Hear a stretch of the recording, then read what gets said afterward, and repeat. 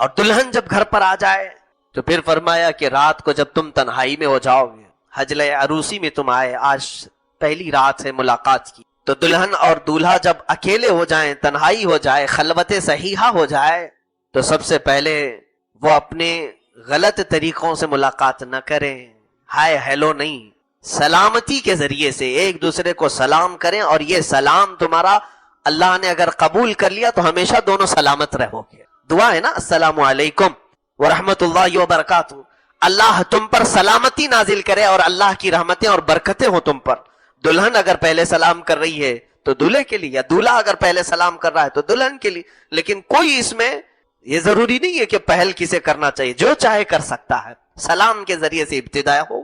اس کے بعد ابھی وہ اپنی دیگر گفتگو شروع کرنے سے پہلے، اپنے دیگر معاملات کرنے سے پہلے، سب سے پہلا کام وہ یہ کرے کہ دلہن کا دوپٹہ لے لے، اس کو مصلی بنائے، جانماز بنائے، اور مرد باوضو عورت دلہن کے پاس جائے جب وہ پہلی رات میں جا رہا ہو، اور اسی دوپٹے کو مصلی بنا کر اس پر 2 رکعت نفل ادا کرے، اور اس کے پیچھے اس کی دلہن اسی دوپٹے پر 2 رکعت نماز ادا کرے، اور پھر اس کی پیشانی پر اپنا ہاتھ رکھ کر کے دولہا صرف یہ دعا کرے، اللہم انی اسألک من خیرہا و خیر ما جبلتہا علیہ، یعنی اے اللہ میں تجھ سے صرف اس کی خیر کا سوال کرتا ہوں، اور جس پر یہ جن اچھائیوں پر تو نے اس کو پیدا کیا، محض مجھے صرف وہی اچھائیاں دکھا، اور میں اس کے شر سے پناہ مانگتا ہوں، اور جو بری چیزیں اس کے اندر ہیں ان تمام چیزوں سے مجھے بچائے رکھ۔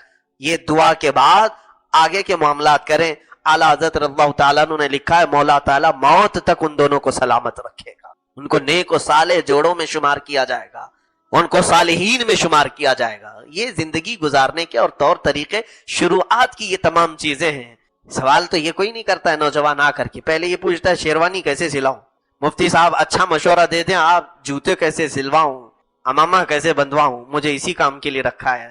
میرے عزیزو، زندگی کی پہلی رات ہو، ایک نئی زندگی گزارنے جا رہے ہو، تو یہ بھی تو سوال کریں کہ میرے آقا صلی اللہ علیہ وسلم کی سنتیں کیا ہیں، اسلامی طور طریقہ کیا ہے، اسی اعتبار سے اپنی زندگیوں کو شروع کرو، تو یہ جو شقاق ہے، یہ جھگڑے ہیں، ان تمام چیزوں کی نوبت ہی نہ آئے۔ میں یہی دعا کرتا ہوں مولا تعالی ہم سب کو جنتی لطف دنیا میں بھی عطا کرے اور آخرت میں بھی عطا کر رہے ہیں، اور بیوی کو بوجھ نہ سمجھیں، اور کوئی بیوی اپنے شوہر کو بوجھ نہ سمجھے، اور جس نے یہ سوچ لیا ابھی سے، اور حقیقت میں اللہ اسے بوجھ بنا کے ہی رکھے گا، جس نے سوچا یہ بیوی میری بوجھ ہے، روزانہ کچھ نہ کچھ مانگتی رہتی، تم نے دماغ میں جیسے اس کو بوجھ سمجھا، رب تعالیٰ نے تمہارے لیے اس کو بوجھ ہی بنا دیا۔ اور تم اگر یہ سوچتے کہ اللہ تعالیٰ نے میرے حوالے اس کو کیا ہے، میں ذریعہ بنا ہوں اس کے رہن سہن کا، اس کے کھانے پینے کی، اس کی تربیت کا، تو اللہ تبارک و تعالیٰ ایسے آسانی سے تمہارے لیے رزق کے دروازے کھولے گا، تمہیں پتہ بھی۔ عورت کی عزت نہ ہوتی تو ہم مصلی بناتے اس کے دوپٹے کو؟ پہلی رات کہا گیا ہے۔ یہ اور بات ہے کہ معلومات نہیں ہے نوجوانوں کو کہ شادی کے بعد پہلی رات، یہ بھی سیکھنے کی ضرورت ہے، علماء سے یہ تمام چیزیں پوچھ لینا چاہیے۔ جس کی شادی ہو رہی ہے، دلہن آ رہی ہے، تو ہم اس کی عزت ہی کے لیے تو یہ تمام کام کر رہے ہیں۔ اور اس کے بعد حکم یہ دیا گیا کہ سب سے پہلے اس کے ساتھ بات چیت کی شروعات کرنے سے پہلے اس کی پیشانی پر ہاتھ رکھ کر اللہ کی بارگاہ میں یہ کہو، اے اللہ اس کے اندر جتنی تو نے اچھائیاں رکھی ہیں وہ سب اچھائیاں مجھے عطا کر دے، اور جتنی اس کے اندر برائیاں ہیں ان تمام برائیوں سے مجھے تو بچا دے۔ یہاں سے تو شروعات کر۔ ظاہر سی بات ہے، میں نے اس وقت محسوس کیا، چند دنوں پہلے ایک نوجوان کو تلقین کر رہے تھے، پیشانی پر جہاں بال اگتے ہیں وہاں ہاتھ رکھ کر کے دعا کرنا۔ تو اس نے پوچھا کہ حضرت دعا تو ایسی ہی کر سکتے ہیں، پیشانی پر کیا؟ میں بھی چونک گیا۔ اس کو میں بتاؤں، میرے ایک استاد سے میں نے پوچھا کیا ایسا ہے کہ اپنی دلہن کی پیشانی پر ہاتھ رکھ کر کے اس طرح دعا کرنا چاہیے؟ انہوں نے کہا ہاں ہے، دعا تو کیسے بھی کریں، ہاتھ نہ رکھیں اور ہاتھ چھوڑیں، ہاتھ اٹھائیں، سب دعا اللہ سنتا ہے، لیکن اس لیے پیشانی پر رکھ کر کے دعا کرنے کے لیے کہا گیا کہ وہ آج اپنے والدین کو چھوڑ کر کے آئی ہے، اس کے وسیلے سے اللہ جلدی دعا قبول کرے گا۔ اس کا دل مغموم ہے، وہ غمگین ہے، اور غم زدہ لوگوں کے ساتھ میرا مولا ہے۔ وہ اپنے والدین کو چھوڑ کر کے تیرے گھر آئی ہے، وہ مغموم ہے، بہت غم زدہ ہے، آج اس کی پیشانی پر ہاتھ رکھ کر کے دعا کرو۔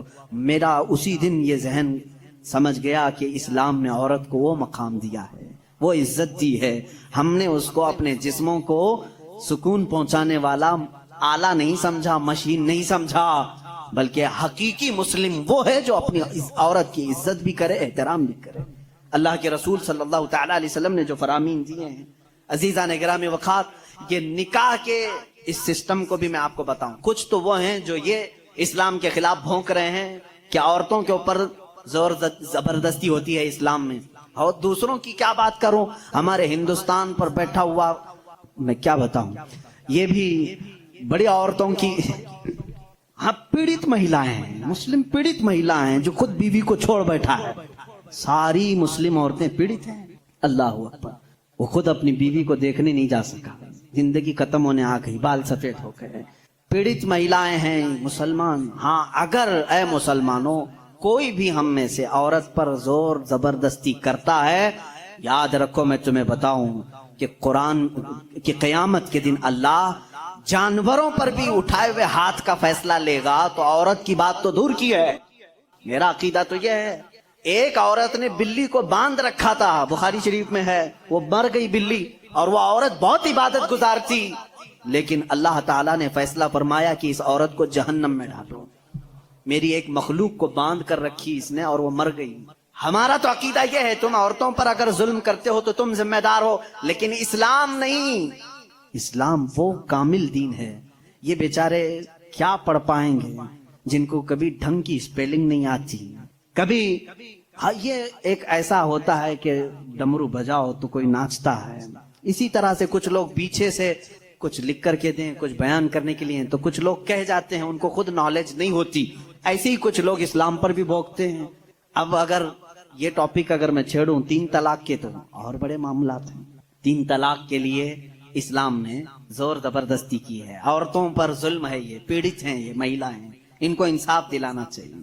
3 طلاق دینا, پہلی بات یہ سمجھے ہی نہیں.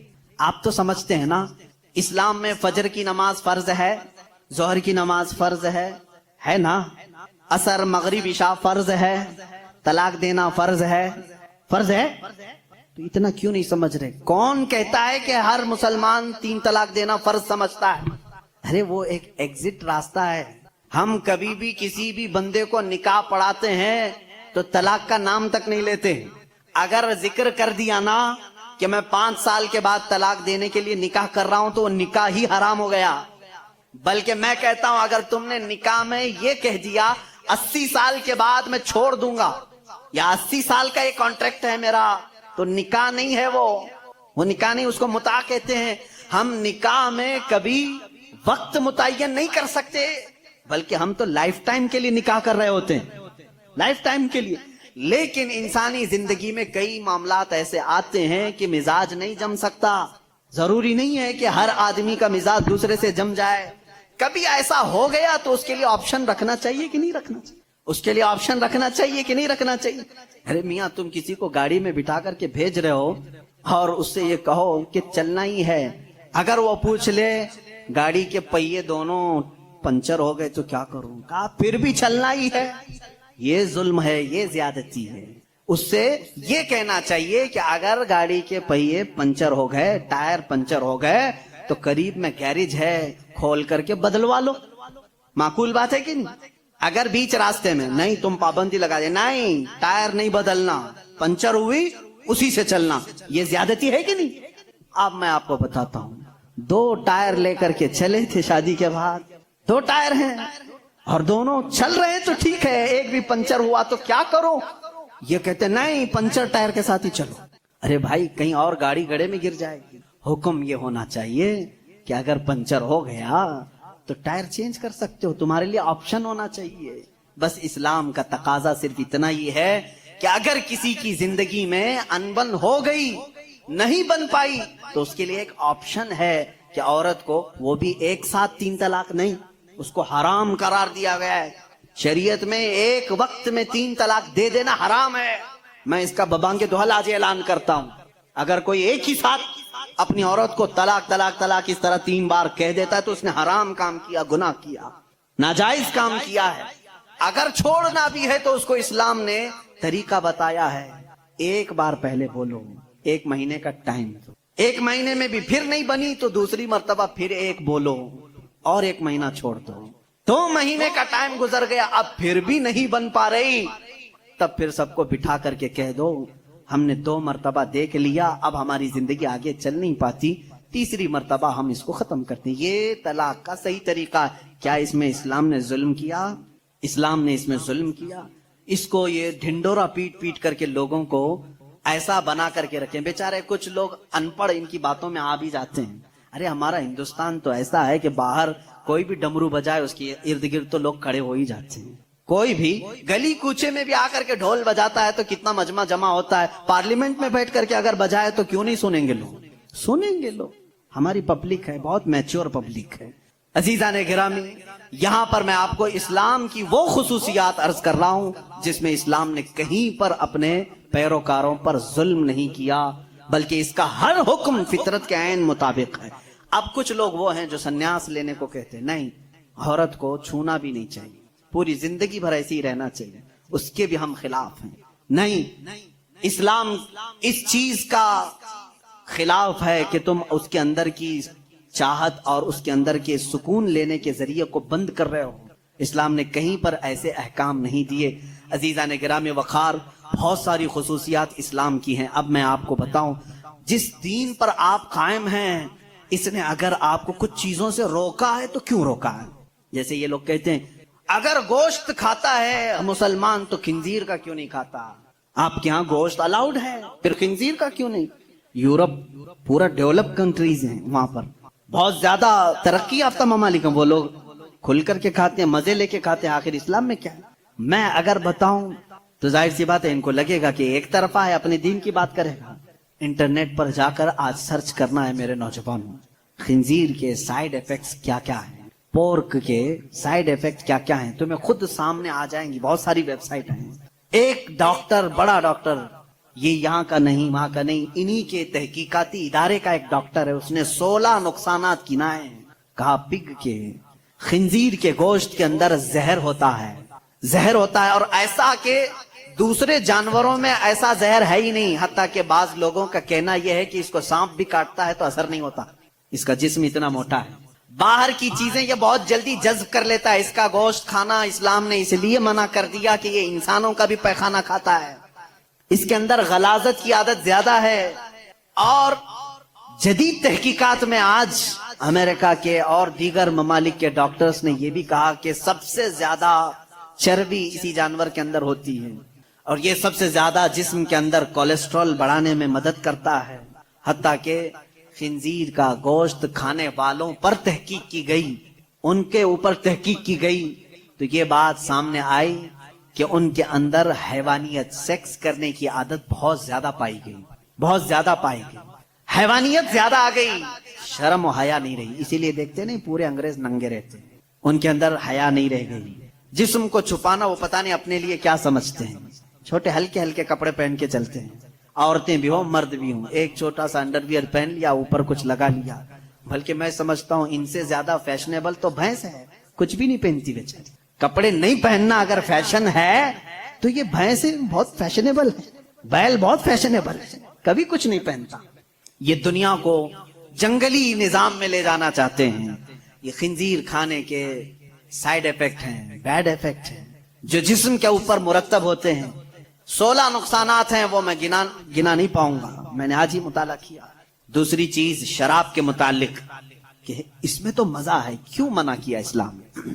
ये भी मैं नहीं कहूंगा, तुम्हारी तहकीकात से जाओ आज फिर आज ये भी तलाश करके मुझे बताओ इंटरनेट पर कि शराब के, वाइन के साइड इफेक्ट क्या क्या हैं, अल्कोहल से कितने नुकसानात हैं। मेरे अजीजों, दूसरों को बोलने की जरूरत नहीं, गवर्नमेंट हर जगह की बोलती, नहीं बोलती? डोंट ड्रिंक एंड ड्राइव जगह जगह लगाए रहता है, बेचते भी वही हैं। बोलते हैं पी करके चलाना मत, गाड़ी मत चलाना। इनसे पूछो क्यों? इसलिए कि एक्सीडेंट का खतरा है, जाके किसी को ठोक देगा, सामने वाला बेचारा बेकसूर मरेगा। इतनी ही बात से समझ जाना चाहिए कि मुसलमान एनी टाइम ड्राइवर है, हर वक्त वो ड्राइवर है। मुझे एक पुरानी बात याद आई, एक मुसलमान, वो भी किसी वेस्टर्न कंट्री का ही था, प्लेन में सफर कर रहा था, एयर होस्टेस ने उसको शराब परोसा, सबको दे रहे थे।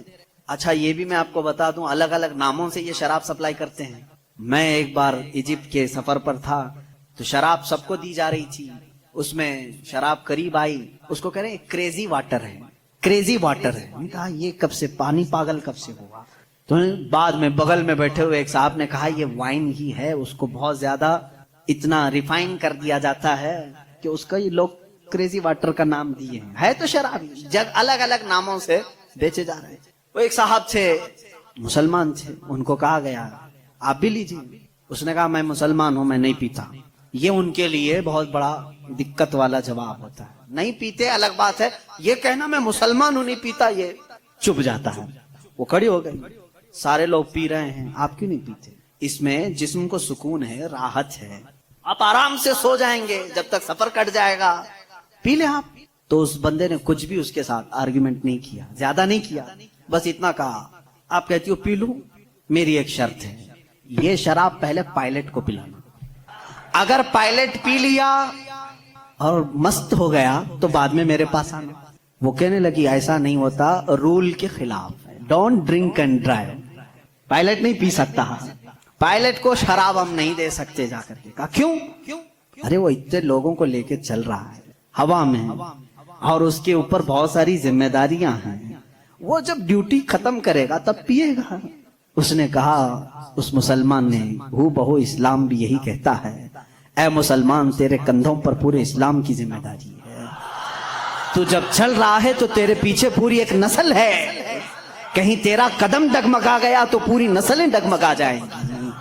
तुम ड्राइवर हो, तुम नशे में नहीं चल सकते हैं, इसलिए इस्लाम ने मना किया। कहा वो पीता है पायलट ड्यूटी होने के बाद। उस मुस्लिम ने कहा मेरे रब ने भी कहा है आजा जन्नत में शराबन तहूरा पिलाऊंगा, जब यहाँ की ड्यूटी खत्म होगी मैं भी जाऊंगा पीऊंगा। वो शराबन तहूरा है जो जन्नत में दी जाएगी। ऐ मेरे अजीजों, जिन्होंने दुनिया में अपने जिस्मों को अल्कोहल से खराब कर दिया, उनके लिए जन्नत का मशरूब नहीं, उनके लिए जन्नत की शराबन तहूरा नहीं। अपने मुंह को जिन्होंने यहाँ महफूज रखा है, उनके लिए अल्लाह का वादा है, उन्हें वो शराब तहूर पिलाई जाएगी जिसको आज तक किसी जुबान ने चखा भी नहीं। इंशाअल्लाह लजीज हम सब के लिए तैयार है। अब यहां पर मैं जो बात कह रहा था, इस्लाम ने शराब से इसलिए मना किया है कि शराब के नुकसानात गिनाएं। है मेरे अजीजों, इनको खुद को मालूम है, ये मना करते हैं शराब पीने के लिए, ड्राइवर्स को मना किया गया है, बहुत सारे लोगों को मना करते हैं, डॉक्टर्स मना करते हैं, लीवर खराब हो जाएंगे, किडनी खराब हो जाएंगे। इतने खराब होने वाली चीज को बेचते क्यों हैं? लाइसेंस आप ही देते हो, आप ही धंधा चलाते हो।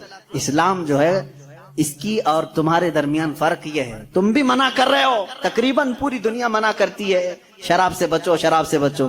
तुम्हारे और इस्लाम में फर्क ये है, इस्लाम कहता भी है करता भी है, और तुम सिर्फ बोलते हो, अंदर से सप्लाई करते हो। इस्लाम ने अगर कह दिया शराब मना है तो मेरे आका ने फरमाया उसका प्याला रखना भी जायज नहीं।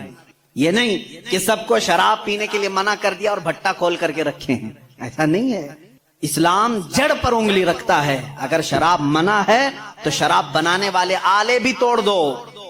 हुजूर सल्लल्लाहु ताला अलैहि वसल्लम ने जिस दिन ऐलान किया था, मदीने में सारे लोगों ने वो मटके भी तोड़ दिए थे। उनसे पूछो, शराब फेंक देते, बाद में धो के पानी भर लेते, क्यों नहीं भरा? जिन प्यालों में शराब पी जाती थी उसको तक तोड़ दिया साहबा ने जब शराब हराम हुई। पूछा गया, ये तोड़ने का फलसफा समझ में नहीं आया, धो के रख लेना चाहिए था, दूसरे काम में यूज होता। कहा ना, इस्लाम की हिकमत ये है कि बाद में कभी इसको देख करके याद भी ना आए कि इसमें हम पीते थे, याद भी ना आए, इसको तोड़ दो जिसमें शराब रखी जाती थी। इस्लाम वहां तक की पाबंदी लगा चुका है। ऐ मेरे अजीजों, बहुत सारी खुसूसियात हैं, जिस दीन पर आप कायम हो यही कामिल दीन है, यही अकमल दीन है, इसमें नक्स और ऐब की एक भी गुंजाइश नहीं। मेरा टॉपिक और तवील था लेकिन वक्त की गुंजाइश नहीं है, हमें जल्दी बात समेटने का कहा भी गया है। कल से इंशाअल्लाह अज़ीज मैं और जल्दी शुरू करने की कोशिश करूंगा। تاکہ آپ تمام حضرات اپنے وقت پر جلد سے جلد پہنچ جائیں. آخری میری چند باتیں یہ سن لو. جس دین فطرت پر آج ہم سب عمل کر رہے ہیں، اے میرے غیور نوجوانوں، میں نے کل بھی یہ بات کہی تھی کہ کبھی اپنے آپ کو ہلکا مت سمجھنا. تم جس دین پر قائم ہو، فخر سے کہو گے کہ میں مسلم ہوں، فخر سے کہو گے الحمدللہ میں اسلام پر ہوں. کیونکہ دنیا آج اس طرح کے پروپیگنڈے پھیلا رہی ہے، یہ ٹی وی میڈیا کے ذریعے، یہ دجالی میڈیا ہے جو پورے بیٹھے ہوئے ہیں، یہ دجال کی فوج ہے. پورے حق کو باطل بنانا، باطل کو حق بنا کر کے پیش کرنا. ان کو دیکھیں، مسلمانوں کے بارے میں تھوڑی سی بات ملے کہیں پر بھی اس کو لا کر کے پروپیگنڈا پھیلایا جائے، ڈیبیٹ کے لیے بلایا جائے، زر خرید مولویوں کو بلا کر کے ان کو ذلیل کیا جائے. یہ سارے کام کیوں کرتے ہیں جانتے ہیں آپ؟ یہ ٹی وی شوز میں صرف اس لیے کہ یہ نوجوان اپنے آپ کو گلٹی فیل کرے. ارے کیا یار، میں غلط کر دیا، مسلمان ہو گیا. دیکھو ہمارے مسلمانوں کے ساتھ کیا ہے. اور پھر یہ کیا کرنے لگتا ہے، دھیرے دھیرے اپنے آپ کو چھپانے لگتا ہے، دوسروں کے سامنے جا کر کے کہنے لگتا ہے نہیں نہیں نہیں میں ویسا مسلمان نہیں ہوں، ایسا مسلمان نہیں. تم صفائی دینے لگ جاتے ہو. ان کی باتوں میں آ گئے تم، ان دجالی لوگوں کی باتوں میں بہک گئے.